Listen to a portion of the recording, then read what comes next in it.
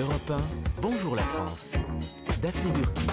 Oui, vous écoutez Bonjour la France, le 10-12 d'Europe 1 avec toute l'équipe. Et tous les matins, on parle de l'actualité, celle qui vous a peut-être échappé, en tout cas celle qui vous concerne. Et on va commencer par le mot du jour que vous avez lu, entendu partout, en radio, en télé, sur les réseaux sociaux. Cette semaine, depuis lundi déjà, nous avons parlé de ça. Écoutez. L'extrême droite qui entre au Bundestag. L'extrême droite fait une percée historique. Christophe Castaner annonce une interdiction future du glyphosate. Et voici que l'on reparle du glyphosate. Les femmes auront désormais le droit de prendre le volant. L'Arabie Saoudite était le seul pays au monde à empêcher les femmes de conduire. Les retraités sont appelés à manifester. Les perdants sont les retraités, surtout les retraités aisés.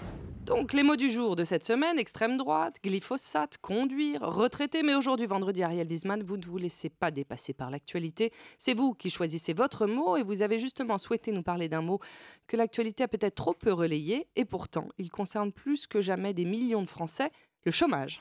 Oui, le chômage augmente. Vous n'avez pas vu ça, non ? Depuis 3 mois, en fait, le chômage galope. Plus 22 300 en août, 3,5 millions et des poussières. Enfin, des poussières. Le moindre petit grain de ces poussières, c'est une famille dans le drame, des enfants dans le doute, des hommes irréprochables qui ont perdu l'estime d'eux-mêmes.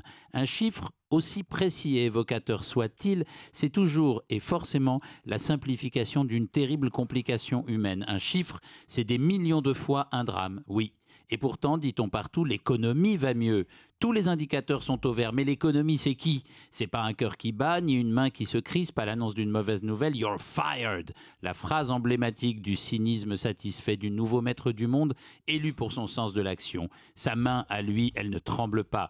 Les gens adorent. Si l'économie était une idole, Trump en serait la statue, le veau d'or, avec son mantra « T'es viré ». L'économie, étrange dieu dont on guette le bien-être, qui nous réjouit, même lorsque ceux qui ont travaillé pour elle sont dans la souffrance. Dans l'exigence bien légitime de ne pas entraver le bel élan populaire, dans la dynamique d'une nouvelle présidence, on a presque moins parlé des nouveaux chiffres du chômage que de ceux du duel des Access Prime Time ou du salaire de Neymar. Il y a des raisons au soudain surgissement des chiffres de Pôle emploi, certes, les 500 000 formations du précédent quinquennat qui arrivent à terme, par exemple, les emplois aidés qu'on supprime, mais quand même, l'activité économique est dynamique, avec une croissance du PIB prévue à 1,7% cette année et 1,8% l'année prochaine. Avec 1,2%, on devrait déjà voir le chômage baisser. Mais tout ça est déconnecté, semble-t-il.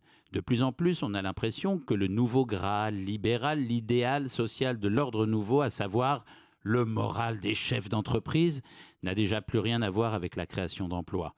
Si le chômage augmente, c'est aussi, arrêtons de minauder quand cet argument est évoqué, parce que le profit se fait de moins en moins et de mieux en mieux sans l'homme plutôt qu'avec lui. Depuis les années 90, où l'arrivée d'un killer capable de virer sans ménagement dans les grandes entreprises faisait monter les actions en bourse, en passant par les années 2000, où Internet a détruit des pans entiers d'industrie en les transformant en flux gratuits, et jusqu'à nos années 10, qui réalisent l'utopie de la robotisation, l'emploi n'est plus une priorité de l'économie. Le capitalisme actionnarial a rendu le profit impersonnel, ou plutôt réservé à une seigneurie aux règles opaques, et c'est eux et les dirigeants politiques qui peuvent seuls se permettre de se réjouir de l'embellie de l'économie. Les autres savent intérieurement, inconsciemment, que si ça va mieux pour l'économie, ça risque plutôt d'aller mal pour eux. Merci beaucoup Ariel. Mais donc si je vous écoute bien, selon vous, le retour de la croissance aggravera un peu plus les inégalités sociales. Vous dites quoi aux entrepreneurs, qui nous écoutent d'ailleurs peut-être, et qui espèrent cette croissance et créent des emplois ? Je dis aux entrepreneurs que pendant des décennies et des décennies, beaucoup d'entrepreneurs se sont enrichis en faisant des entreprises des choses utiles socialement et non pas de simples structures avec des établissements dans des pays bizarres et qui ne profitent qu'à des actionnaires et à personne d'autre.